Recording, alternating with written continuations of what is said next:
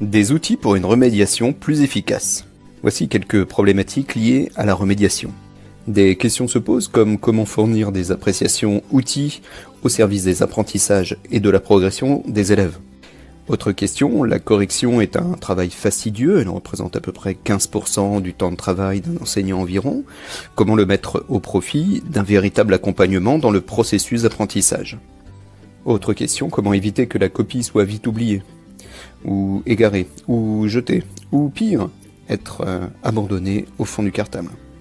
Voici un exemple d'utilisation des outils numériques pour répondre à cette problématique. La copie reste corrigée normalement, puis on utilise le dictaphone du smartphone afin d'enregistrer un commentaire aidant pour l'élève. Ces fichiers audio sont transférés sur un ordinateur et ensuite vers Google Drive. Là commence la partie la plus chronophage du travail, il s'agit de partager chaque fichier audio et d'en obtenir un lien partageable. Par un clic droit sur le fichier audio, la boîte de dialogue apparaît, obtenir le lien partageable. Une seconde fenêtre apparaît indiquant le lien.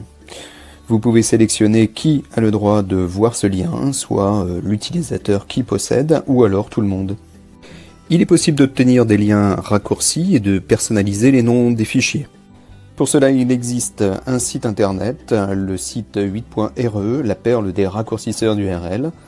Son usage est simplissime, il suffit de coller l'URL à raccourcir, d'ajouter un texte personnalisé, pourquoi pas le nom, le prénom de l'élève, et de cliquer sur Allons-y.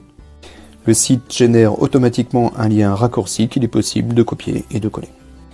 Une autre méthode consiste à conserver le lien très long généré par Google Drive. Dans les deux cas, pour le partage, rien de plus simple, le QR code.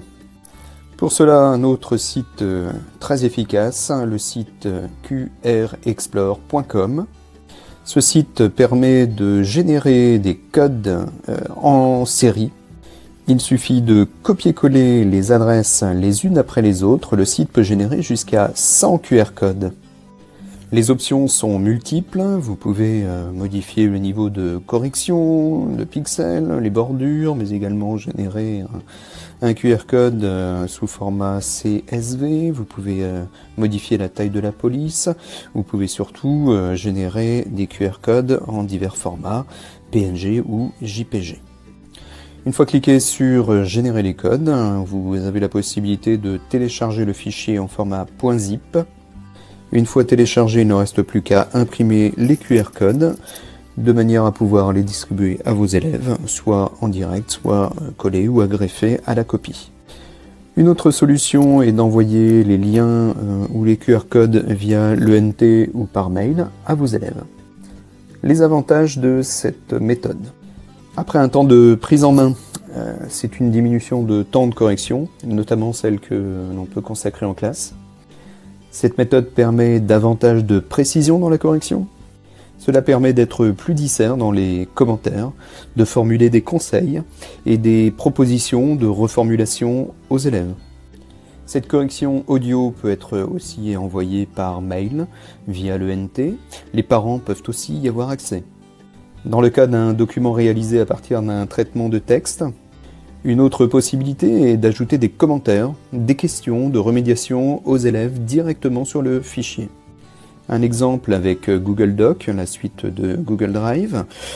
Il suffit simplement de surligner la partie du texte que l'on veut corriger, par exemple, ou que l'on veut commenter, de cliquer sur « Commentaire » en haut à droite de l'écran. Une fenêtre s'affichera tout en dessous à droite du document et il suffira d'ajouter du texte et de cliquer sur commenter. Et pourquoi pas utiliser la fonction dictée vocale de cet outil. De nombreux logiciels sont disponibles dans le cadre de la saisie vocale, bien sûr le Siri des iPhones, mais aussi le logiciel Dragon ou pourquoi pas la saisie vocale de Google Doc. La saisie vocale de Google Docs se trouve dans l'onglet « Outils » et « Saisie vocale ». Il suffit ensuite de suivre les indications. En partageant le document avec votre élève, eh bien vous pouvez lui faire suivre sa correction également.